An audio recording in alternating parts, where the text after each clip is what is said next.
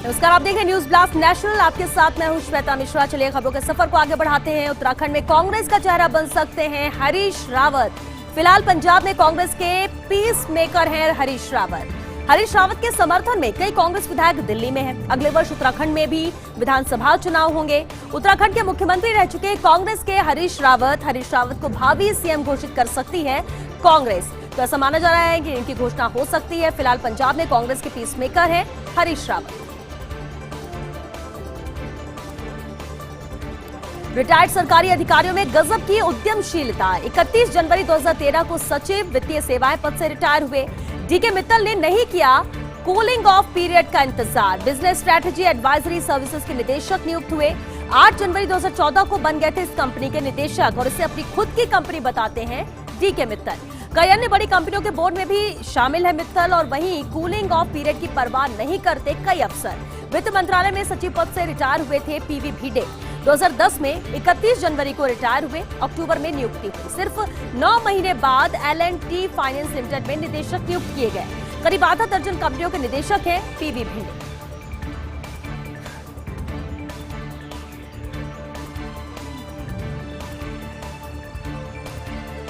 तो गजब की उद्यमशीलता रिटायर्ड सरकारी अधिकारियों में नजर आती है और उसी का उदाहरण है ये अधिकारी। सेंट्रल विस्टा इलाके का पुनर्निर्माण युद्ध स्तर पर जारी है। दिसंबर 2021 तक होगा सेंट्रल विस्टा एवेन्यू का निर्माण। सबसे पहले बनेंगे नया संसद भवन और नया उपराष्ट्रपति निवास और सबसे आखिरी में होगा नेशनल म्यूजियम का स्थानांतरण। नॉर्थ व साउथ ब्लॉक में ले जाया जाएगा नेशनल म्यूजियम और रफी मार्ग के कोने में बनेगा उपराष्ट्रपति भवन। तो ये तय है, दिसंबर 2021 तक होगा सेंट्रल विस्टा एवेन्यू का निर्माण और सबसे पहले इसमें बनेंगे नया संसद भवन और नया उपराष्ट्रपति निवास। अब नए कृषि कानूनों के सपोर्ट में उतरे शरद पवार। पिछले 7 महीने से चले आ रहे प्रदर्शन के बीच वो पक्ष में उतरे हैं और कहा कृषि कानूनों को पूरी तरह से खारिज नहीं किया जा सकता। जिन हिस्सों पर विवाद है उनमें बदलाव करना चाहिए। इस कानून से संबंधित सभी पक्षों पर विचार होगा। इसके बाद ही प्रस्ताव को लाया जाएगा विधानसभा के पटल पर। मुंबई में एक प्राइवेट यूनिवर्सिटी के कार्यक्रम में पवार ने यह अहम बात कही। तो इसके बाद प्रस्ताव को विधानसभा के पटल पर लाया जाएगा। बता दें आपको, जिन हिस्सों पर विवाद है उसमें बदलाव करना चाहिए और इस कानून से संबंधित सभी पक्षों पर विचार यहां पर किया जाएगा। मुंबई में एक प्राइवेट यूनिवर्सिटी के कार्यक्रम में शरद पवार ने यह बात कही। आखिर कब मिलेगी तपन वाली गर्मी से राहत? उत्तर भारत में नहीं मिल रही गर्मी से राहत। राजस्थान, मध्य प्रदेश और उत्तर प्रदेश समेत 6 राज्यों में हीट वेव जारी रहेगी। अगले 2 दिन तक सभी राज्यों में 40 डिग्री से ज्यादा यहां पर तापमान रहेगा। मानसून के फिलहाल आगे बढ़ने के आसार नहीं है। मानसून में देरी के चलते दिल्ली में भी जबरदस्त गर्मी पड़ रही है। दिल्ली में आमतौर पर 20 जून तक यहां मानसून पहुंच जाता है। आमतौर पर देखा जाता है कि 20 जून तक मानसून प्रवेश कर चुका होता है, लेकिन गर्मी से राहत कब मिलेगी ये अभी इंतजार उत्तर भारत कर रहा है, जहां पर राहत नहीं मिल पा रही है। राजस्थान, मध्य प्रदेश, उत्तर प्रदेश समेत 6 राज्यों में हीट वेव जारी है। टीकों का टोटा। सरकारी केंद्रों पर टीके खत्म पर निजी में नहीं हो रहे हैं इस्तेमाल। निजी अस्पतालों को वैक्सीन का 25% कोटा है, लेकिन सिर्फ 8% यानी 2 करोड़ 64 लाख टीके खरीदे निजी अस्पतालों ने। इन 2 करोड़ 64 लाख टीकों में से 70% तक नहीं हो पाए हैं इस्तेमाल। छत्तीसगढ़, हिमाचल में निजी अस्पतालों में मात्र 5% टीके इस्तेमाल किए गए। टीके की कमी से राजस्थान, झारखंड के सरकारी केंद्र, जबकि इन दोनों राज्यों के निजी अस्पतालों में अभी भी 20 लाख टीके बचे हुए हैं। मुख्यमंत्री गहलोत टीका आवंटन नीति बदलने की यहां पर मांग भी कर चुके हैं कि इस नीति को बदलना चाहिए। जिस तरह से राज्यों के हिसाब से, जनसंख्या के हिसाब से ये टीके आवंटित किए जा रहे हैं, खासतौर से प्राइवेट हॉस्पिटल्स में। कोरोना ने दिलाई परंपरागत जड़ी बूटियों की याद। अब घर घर औषधीय पौधे किए जाएंगे वितरित। पूर्वी राजस्थान में 15 जुलाई तक, पश्चिमी राजस्थान में 31 जुलाई तक ये वितरण किया जाएगा। घर घर औषधि योजना के तहत वन विभाग उपलब्ध करवाएगा पौधे। वन विभाग ने तैयार किए औषधीय पौधे। तुलसी, गिलोय, अश्वगंधा व कालमेघ के पौधे यहां उपलब्ध करवाए जाएंगे। मुख्यमंत्री ने बजट में की थी औषधि घर घर योजना की घोषणा। कोरोना संक्रमित दौर में राज्य सरकार की महत्वपूर्ण योजना है ये। प्रमुख सचिव श्रेया गुहा खुद इस अभियान की मॉनिटरिंग लगातार कर रहे हैं। घोषणा यहां पर इस योजना को लेकर पहले ही की जा चुकी है। इधर घरेलू गैस की कीमतों में वृद्धि हुई है। जुलाई के लिए घरेलू गैस सिलेंडर पर 25 रुपए 50 पैसे की वृद्धि की गई। 813 के स्थान पर 838 रुपए 50 पैसे यहां पर सिलेंडर मिलेगा। फर्स्ट इंडिया न्यूज ने एक सप्ताह पहले ही संकेत दे दिए थे इसे लेकर। 19 किलो के वाणिज्यिक गैस सिलेंडर का मूल्य 84 रुपए बढ़ा है और ये सिलेंडर अब 1488 के स्थान पर 1572 रुपए का मिलेगा। कीमत में वृद्धि के बावजूद यहां सब्सिडी नहीं मिलेगी। गैस डिस्ट्रीब्यूटर एसोसिएशन के महासचिव कार्तिकेय गौड़ ने इसे लेकर जानकारी दी है।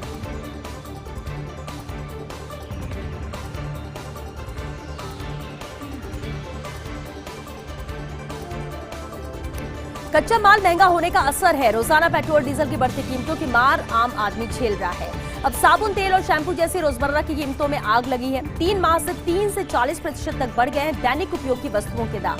डिटर्जेंट, तेल, चायपत्ती, नूडल्स आदि के दाम बढ़े हैं। Palm oil, crude oil, soda ash जैसे कच्चे माल के दाम बढ़ना यहां पर कारण बताया जा रहा है। साबुन, शैम्पू, टूथपेस्ट के दाम बढ़ चुके हैं 8 से 20% तक। तो लगातार महंगाई बढ़ रही है तो दूसरी तरफ रोजमर्रा की जो चीजें हैं, जो जरूरतें हैं, उसके भी दाम आसमान छूते नजर आ रहे हैं। पेट्रोल डीजल की बढ़ती कीमतों की मार तो आम आदमी झेल ही रहा है, लेकिन अब साबुन, तेल और शैम्पू जैसे रोजमर्रा की कीमतों में भी आग लगी हुई है। पिछले 3 महीने की बात कर लें, 3 से 40% तक दैनिक उपयोग की वस्तुओं के दाम भी यहाँ पर बढ़े हैं। आयकर विभाग से बड़ी खबर है। राजस्थान में आयकर विभाग की कमान टी टोन सिंह प्रसाद को सौंपी गई है। 1986 बैच के IRS अधिकारी हैं प्रसाद। राज्य की मौजूदा PCCIT सरोज देसवाल का दिल्ली तबादला हुआ। सरोज देसवाल को PRDGIT की यहां नई जिम्मेदारी मिली है। CBDT ने देर रात तबादला आदेश जारी किए।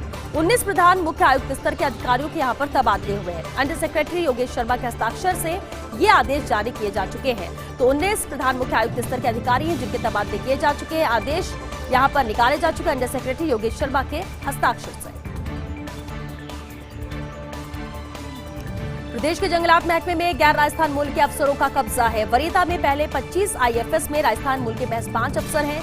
शीर्ष 15 में से महज 2 अफसर ही राजस्थान मूल के हैं। मोहनलाल मीणा और राजीव कुमार गोयल हैं राजस्थान मूल के। वहीं मोहनलाल मीणा हो जाएंगे अब 31 जुलाई को रिटायर। वेंकटेश शर्मा, KC मीणा और TC वर्मा भी शीर्ष 25 में शामिल हैं। लेकिन मुख्यधारा के पदों पर किसी की पोस्टिंग नहीं है। मोहनलाल मीणा के रिटायर होने पर वरीयता में दूसरे स्थान पर आ जाएंगे गोयल और ऐसे में चीफ वाइल्ड लाइफ वार्डन के पद के लिए गोयल की दावेदारी मजबूत है। फिलहाल शीर्ष और अहम पदों पर गैर राजस्थान मूल के अफसर काबिज हैं। बिहार, उत्तर प्रदेश, बंगाल व दक्षिण भारतीय राज्यों के अधिकारी मुख्यधारा में हैं। ऐसे में राजस्थानी मूल के अफसरों में अजीब सी बेचैनी नजर आती है। राजस्थानी मूल के अफसरों का अब एक ही लक्ष्य CWLW पद लेने का है। मंत्री विश्नोई भी बाखबर हैं राजस्थानी मूल के अफसरों की इस बेचैनी से।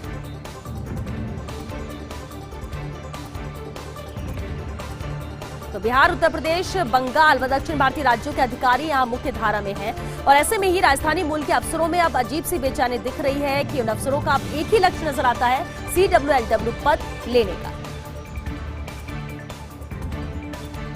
जमीनों के आवंटन के मामले में UDH मंत्री शांति धारीवाल पावरफुल हुए हैं। इस मामले में मुख्यमंत्री अशोक गहलोत ने धारीवाल को फ्री हैंड दिया है। सरकार ने आज आवंटन नीति में महत्वपूर्ण बदलाव किए। विभिन्न मामलों में कैबिनेट एम्पावर्ड कमेटी को यहां पर अधिकृत किया है। 50% से कम 30% दर तक के लिए यहां पर अधिकृत किया गया है। इस दर पर कमेटी अपने स्तर पर भूमि का आवंटन कर सकेगी। वो चाहे प्रीमियर संस्था हो या फिर अन्य संस्था को ये भूमि आवंटन करना हो या फिर विकसित भूमि पर आवंटन, अविकसित भूमि पर आवंटन या फिर किसी संस्था को दोबारा आवंटन का मामला हो, कमेटी इस पर फैसला करेगी। इस कैबिनेट एम्पावर्ड कमेटी के UDH मंत्री शांति धारीवाल अध्यक्ष हैं और यही नहीं, प्रीमियर संस्थाओं को 50% दर पर आवंटन के मामले यहां पर अधिकृत किए गए हैं। आवंटन नीति में बदलाव कर UDH, LSG को यहां अधिकृत किया गया है। दोनों विभागों के मंत्री होने के नाते इसमें भी धारीवाल के स्तर पर ही फैसला होगा, क्योंकि दोनों ही विभाग शांति धारीवाल के अंडर में आते हैं और असली उन्हीं के धारीवाल के ही स्तर पर इसे लेकर कोई भी फैसला लिया जाएगा। BTP से निकली है बड़ी खबर। पूर्व MLA देवेंद्र कटारा BTP में शामिल हुए हैं। BTP का प्रवक्ता बनाया गया है उन्हें। बीजेपी के बड़े नेता रहे हैं देवेंद्र कटारा। हालांकि बीते चुनाव में टिकट काट दिया गया था इनका। दक्षिण राजस्थान की सियासत पर इस घटना से असर पड़ेगा। डूंगरपुर से विधायक रह चुके हैं देवेंद्र कटारा, तो पहले विधायक रह चुके हैं, बीजेपी के बड़े नेता रहे हैं, लेकिन अब BTP में ये शामिल हुए। पूर्व MLA देवेंद्र कटारा BTP में शामिल हुए हैं। बड़ी खबर है BTP से, जहां BTP का प्रवक्ता बनाया गया है देवेंद्र कटारा को, जो कि पूर्व MLA रहे हैं और बीजेपी के बड़े नेता माने जाते हैं। हालांकि बीते चुनाव में टिकट उनका काट दिया गया था। दक्षिण राजस्थान की सियासत पर इस घटना से असर पड़ेगा। संपर्क पोर्टल पर समस्याओं का अंबार, समाधान का इंतजार कर रही परिवेदनाएं। जयपुर जिले में 6 माह से 1675 परिवेदनाएं ठंडे बस्ते में हैं। वहीं प्रदेश में 3933 परिवेदनाओं पर समाधान का इंतजार है।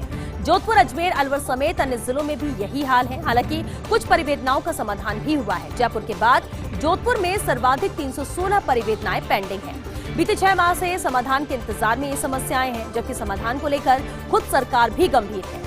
31 जुलाई तक समाधान करने के निर्देश दिए गए हैं। वहीं लापरवाह अफसरों पर अनुशासनात्मक कार्रवाई यहां पर की जाएगी, जो भी अफसर यहां लापरवाह होंगे। तो जोधपुर, अजमेर, अलवर समेत अन्य जिलों में भी हाल यही नजर आता है। हालांकि कुछ परिवेदनाओं का समाधान हुआ है। जयपुर के बाद जोधपुर में ही सर्वाधिक 316 परिवेदनाएं यहां पर पेंडिंग है। हेरिटेज सिटी का बदला ब्लूप्रिंट, अब गली गली में नहीं होंगे बाजार। कॉमर्शियल एरिया 50% से घटाकर 20% किया गया है। विकासकर्ताओं की आपत्ति के बाद अब ये प्लानिंग बदली है। संशोधित मापदंड तैयार कर मंत्री को भिजवाए गए हैं। आगरा रोड से सटे करीब 10 किलोमीटर इलाके में ब्लूप्रिंट में बदलाव किया गया है। कॉमर्शियल गतिविधियों के लिए सड़क चौड़ाई भी 80 फीट से घटाकर 60 फीट की गई है। मतलब कम चौड़ाई की सड़क पर दुकान और शोरूम संचालित होंगे। गेरुआ, गुलाबी और चारों ओर सफेद रंग होगा। परकोटे की तरह भवनों के आगे कंगूरे, झरोका, फसाड, जाली और अन्य प्राचीन निर्माण शैली रखना यहाँ पर अनिवार्य होगा। तो कमर्शियल गतिविधियों के लिए अब सड़क चौड़ाई भी 80 फीट से घटाकर 60 फीट की गई है। मतलब कम चौड़ाई की सड़क पर दुकान और शोरूम संचालित यहाँ पर होंगे। गेरुआ, गुलाबी और चारों ओर सफेद रंग यहाँ पर होगा। वही परकोटे की तरह भवनों के आगे भी कई चीजें हैं जिसे अनिवार्य किया गया है। नए head of forest force half लिए लॉबिंग तेज। चीफ वाइल्ड लाइफ वार्डन के पद पर भी एक अधिकारी की नजर है। वन विभाग के दोनों प्रमुख पद 31 जुलाई को हो जाएंगे रिक्त। हाफ के लिए डॉक्टर DN पांडे वरीयता में सबसे ऊपर हैं, तो चीफ वाइल्ड लाइफ वार्डन पर अरिंदम तोमर, अरिजीत बनर्जी में कशमकश है। ऐसे में एक शीर्ष पद के लिए राजस्थान मूल के वन अधिकारियों में छटपटाहट है। हालांकि पहले 15 में राजस्थान मूल के केवल एक ही IFS है। वरीयता की परंपरा कायम रही तो एक पद पर मिल सकता है राजस्थान मूल के अफसर को, लेकिन वन्य जीव प्रेमियों में तोमर को लेकर सॉफ्ट कॉर्नर है। पूर्व में भी चीफ वाइल्ड लाइफ वार्डन यहां अरिंदम तोमर रह चुके हैं। अब जयंत चौधरी पर डोरे डाल रही है भाजपा। जयंत चौधरी को केंद्रीय मंत्री पद का ऑफर दिया गया है। वेस्टर्न यूपी में जाट वर्ग को प्रभावित करने का प्रयास है। भाजपा के रणनीतिकारों ने उत्तर प्रदेश विजय के लिए ये बड़ा प्लान बनाया है। विपक्ष को बांट दिया जाए कई हिस्सों में तो जीत की राह यहां पर आसान हो जाएगी। और इसी कड़ी में अब भाजपा ने RLD अध्यक्ष जयंत चौधरी से संपर्क साधा है, क्योंकि यूपी चुनाव में मायावती, ओवैसी अलग अलग लड़ेंगे चुनाव। और अगर जयंत चौधरी भी सपा के खिलाफ लड़े चुनाव तो भाजपा को इसका सीधे तौर पर लाभ होगा। और इसलिए अब कहीं न कहीं जयंत चौधरी को साधने में बीजेपी जुटी हुई है। जयंत चौधरी को केंद्रीय मंत्री पद का ऑफर दिया गया है। वेस्टर्न यूपी में जाट वर्ग को प्रभावित करने का प्रयास भाजपा के रणनीतिकारों ने उत्तर प्रदेश में किया है। कांग्रेस में भी बने मार्गदर्शक मंडल, तभी कांग्रेस के बयानवीरों पर लगाम संभव है, क्योंकि गलत बयानबाजी से धूमिल होती है पार्टी की इमेज। पार्टी मुख्यालय में बैठे एक नेता ने महसूस की है इसकी जरूरत थी। दिग्विजय सिंह, अभिषेक मनु सिंघवी आदि नेताओं की बयानबाजी से मैसेज गलत गया है। जम्मू कश्मीर में धारा 370 की बहाली तो योग में ओम अल्लाह शब्द को लेकर दिया था बयान। और ऐसे नेताओं की बयानबाजी से भाजपा नेताओं को मिलता है कांग्रेस को घेरने का मौका। और गलत समय पर गलत बयान कभी भी पार्टी के लिए लाभदायक नहीं होते। ज्योतिरादित्य सिंधिया को अभी से सुरक्षित सीट की तलाश है, ताकि लोकसभा चुनाव में जीत का रोडमैप बना सके। भाजपा से राज्यसभा गए हैं सिंधिया की मंत्री पद की आस अधूरी रह गई। वहीं सिंधिया को लोकसभा सीट की चिंता अभी से सताने लगी है। ऐसे में सिंधिया परिवार की पारंपरिक ग्वालियर गुना सीट पर नजरें हैं, तभी अपने इलाके की दोनों सीटों के साथ अन्य सीट पर भी वो ध्यान दे रहे हैं। इसी सिलसिले में सिंधिया कई बार इंदौर की सीट का दौरा भी कर चुके। हालांकि इंदौर सीट भाजपा की पारंपरिक है, जहां से सुमित्रा महाजन 8 बार सांसद रही। केंद्र से रिटायर होने के बाद कंपनियों में चले जाते हैं IAS अफसर। तमिलनाडु कैडर के रिटायर्ड IAS MF फारूकी 30 जून 2014 को दूरसंचार सचिव पद से फारूकी रिटायर हुए। इससे पहले थे भारी उद्योग एवं सार्वजनिक उद्यम सचिव। 5 मई 2015 को चेन्नई के TVS इलेक्ट्रॉनिक्स में वो निदेशक हुए। इसके बाद 4 और कंपनियों में निदेशक बने MF फारूकी।